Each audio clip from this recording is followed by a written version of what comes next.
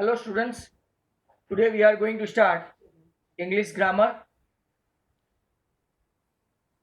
that is no sooner than, use no sooner than. Now if you can try this one, first of all we would like to see the rules. Use no sooner than. There are certain specific rules are there. First of all you try to see no sooner और THAN then है, ये negation है, negation. So sometime when they ask about negation, you can utilize this one as well. Certain rules that first of all we would like to find out. Find the tense of the sentence. पहले check करो कि ये आपका sentence कौन से tense में है. If the sentence in the present tense or future tense, use following structure of use no sooner than. We would like to see for the subject there are various rules, but over here if we can try first rule, if the sentence in the present tense or future tense, what are the rules? So how we can write no sooner plus auxiliary verb do or does as per first person or third person plus subject. Subject मतलब के कोई pronoun I, we ऐसा. And then very importantly first form of verb. You need not to take past tense or like that. आपका जो first form of verb है जैसे कि गो, right, जैसे कि ड्रिंक, जैसे कि ड्राइव, राइट, ये सब जो फर्स्ट फॉर्म ऑफ वर्ब है वो यहाँ पे लिखना है. देन राइट आपका THAN then and then rest of the sentence you have to write. अब इसमें दो सब रूल्स भी है. मान लो if the subject of the sentence is I, subject जो मैंने अभी आपको बताया in the form of pronoun जैसे कि आई, वी, यू और दे, मतलब कि first man singular, first man plural, second man singular, second man plural and third man plural, not singular, mind well, third man plural they. At that time you have to use do in the no sooner then. आपको क्या use करना है? Do. But when your sentence is in the present or future tense only, right? Second rule, that is for the third man singular only. If the subject is he, she or it, use does. आप लोग जानते हैं he works hard, तो does he work hard, like that. Does in the no sooner than. और मैं बार बार बता रहा हूं आपको THAN then यूज करना है जो कंपैरेटिव की डिग्री है, क्योंकि THAN वो आफ्टरवर्ड्स के लिए यूज होता है. Very briefly I use the rule number 1. Find the tense of the sentence. If the sentence in the present or future tense, use following structure. What is the structure? First of all, always apply no sooner. Then do or does as per first man, second man or third man. Then subject. Subject में आपका pronoun भी आ सकते हैं I, we, you, they, right? Any subject. Then first form of verb, मतलब कि उसका past tense नहीं लेना है. First form of verb. Then आपका THAN then and then rest of the sentence you have to put down as such without changing anything, right? Now sub rules are there. If the subject of the sentence is I, we, you or they, use do in no sooner than. And if the subject is he, she or it, use does in the no sooner than. Is that clear? ये आपके right basic rules हुए. Now look at the sentences. As soon as it rains, we will go out. Second one, as soon as I reach home, I will call you. Third, when it rains, the peacock dance. And number 4, as soon as I land in Singapore, I will rush to see him. अब हमारे जो rules है, right, first of all you check कि ये आपका third man singular है, it rains, बराबर.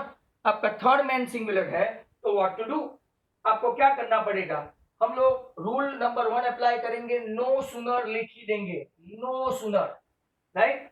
No sooner के बाद आपको बताया थर्ड मैन सिंगुलर है, पीछे एस लगा है, तो हम लोग क्या लिखेंगे? प्लस के लिए डस. मैंने आपको डू और डस बताया था. Does it rain, it rains के बदले क्या होगा? It rain, right.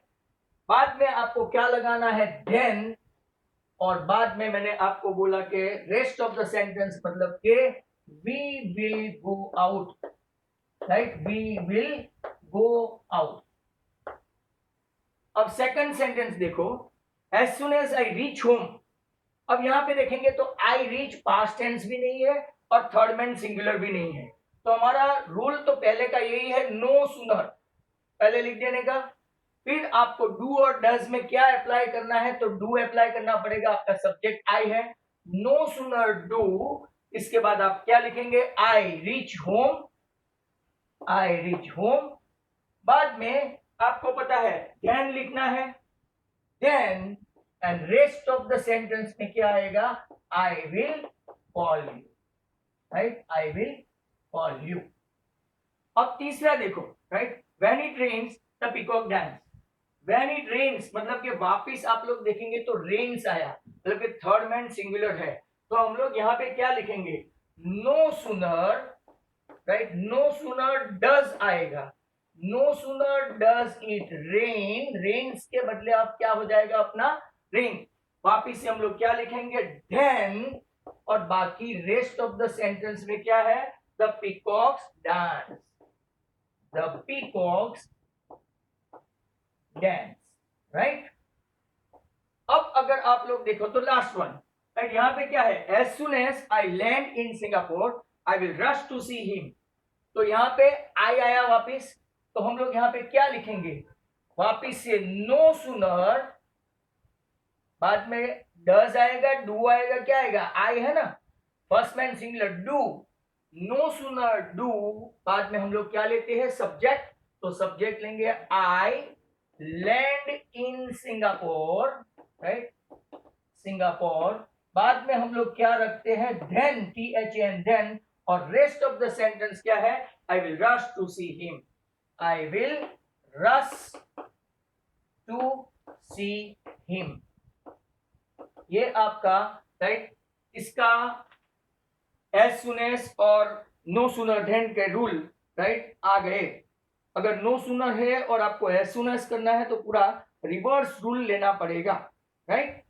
अब मैं आपको रूल नंबर 2 बता दूं, right, if the sentence is in the past tense, rule number 2, तो देखते हैं, wait, now rule number 2, if the sentence is in the past tense, तो क्या फॉर्मेट होगा, नो सूनर प्लस डीड, या तो डीड प्लस हैव, या तो हैड प्लस सब्जेक्ट, सब्जेक्ट में आपका I, you, we, they, he, she, it etcetera, plus first form of verb. First form of verb मतलब आगे भले सेंटेंस पास्ट टेंस में है पर यू हैव टू राइट, जैसे कि आपको यहाँ पे देखेंगे कॉल्ड है, बट वहां पे क्या लिखना पड़ेगा, कॉल। देन आपको लिखना है THAN and then rest of the sentence. But mind well, this is the perfect rule for past tense. Many of the students, they do mistake over here. If the sentence is in past tense, generally we use did or did plus have, yes, did plus have and had, etc.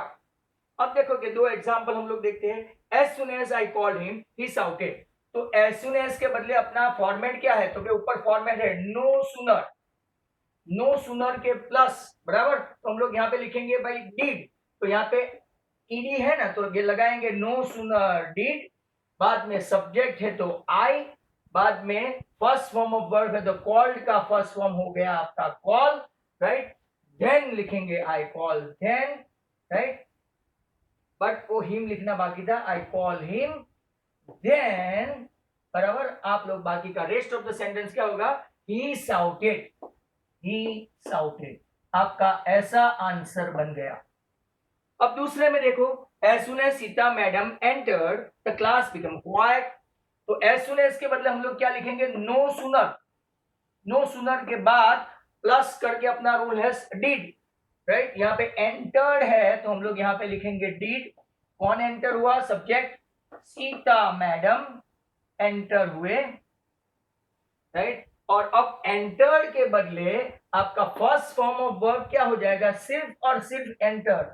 यहाँ पे students वापिस गलती कर देते हैं, ED लिख के आगे डीड भी लिखते हैं, ईडी भी लिखते हैं, बराबर। इसके बाद हमको क्या लिखना है, तो के देन, राइट, और बाकी का rest of the sentence the class become became quiet. Quite और क्वाइट में फर्क है. तो ये आपके राइट दो बेसिक रूल्स हुए. Is that clear? Look at the two sentence. On seeing him, his wife shouted. On seeing him, his wife shouted. और दूसरा बहुत ही अच्छा सेंटेंस है, the patient died after the doctor left. बराबर. तो आपका यहाँ पे पहले का आंसर क्या है वो देखते हैं. No sooner did his wife shouted. बराबर. ऐसा लिखेंगे कि राइट वो पहले उसने देखा के बाद में साउट किया, वो आपको देखना है. No sooner पहले तो वो लिख देते हैं, इसके बाद डिड. बराबर. No sooner did his wife see him. पहले उसको देखा, सी हिम. इसके बाद क्या आएगा? देन. आपका क्या आएगा? देन. बराबर. कौन साउटेड किया? तो क्या उसने ही. सी साउटेड. आपको दो में से पहली कौन सी घटना घटती है वो लिखना है. उसको देखा और बाद में चिल्लाई. तो no sooner did his wife see him then she shouted. और यहां पे देखो patient died after the doctor left, ऐसा है. बराबर. तो नो सुनर, ये बहुत ही अच्छा सेंटेंस है. No sooner did the doctor left का क्या हो जाएगा? Leave. First form of verb. आप लोगों ने यहां नो सुनर लिया, पास्ट टेंस लिया, सब्जेक्ट लिया, लीव का लेफ्ट का first form of verb leave लिया. Then the patient die. बहुत अच्छा सेंटेंस है. बहुत सारे को ये समझ में नहीं आएगा. राइट. यहाँ पे कुछ भी चेंज नहीं करना है दूसरे सेंटेंस में. देखो पेशेंट मर गया कब? जब डॉक्टर ने उसको छोड़ दिया तब. डॉक्टर चले गए तब. तो पहली घटना कौन सी गई? No sooner did the doctor leave then the patient died. और यहाँ पे आप लोग ये डाइड के बदले डाई नहीं लिख सकते. वो फर्स्ट सेंटेंस में जो पास्ट टेंस है you have to keep as such. Is that clear? तो दसाओ हमने हर एक में एक दो एग्जाम्पल देख लिए हैं. राइट. और एक आध देख लेते हैं इसमें sentence and then it will be over. देखो on his return home he joined the Indian army. हम लोग रूल लिखेंगे नो सुनर, बाद में लिखेंगे डीड, ही रिटर्न का रिटर्न ही रहने देने का, रिटर्न होम. इसके बाद क्या लिखेंगे? THAN. और बाकी का sentence as such he joined the Indian army. I repeat, on his return home. तो नो सुनर डीड, आपका डीड सब्जेक्ट में ही, first form of verb return, right. Home वो एडजॉइनिंग है. बाद में आपका rule than and rest of the sentence में क्या है? He joined the Indian army. Good sentence. I had just finished my lunch when he came to my place. तो यहाँ पे no sooner, ये बहुत अच्छा वर्ड है. No sooner had आएगा अभी. No sooner had I finished.